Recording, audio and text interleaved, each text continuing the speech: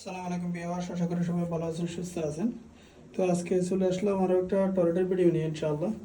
তো আগের দুইটা টয়লেটের ভিডিওতে আপনারা অনেকে কমেন্ট করছেন যে আসলে কি বিম কাটা হয়েছে কিনা। তো দেখেন সেম এখানে বিমের উপরে যে 5 রদ্দা কাটতে দেওয়া থাকে ওখান থেকে আমি ছিদ্র করে দেখতেছেন দুইটা পাইপ নিয়েছি ইনশাআল্লাহ।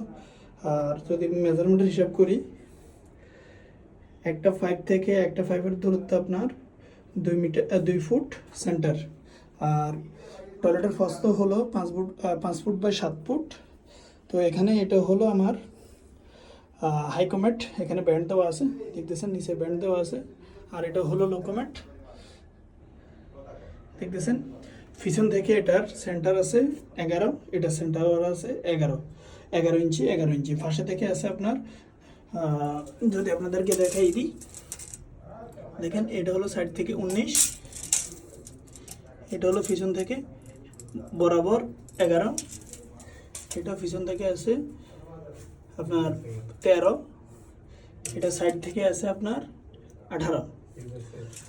আর এটা হলো আমার বেসিনের সিস্টেম, এখানে সুন্দরভাবে দেওয়া হয়েছে।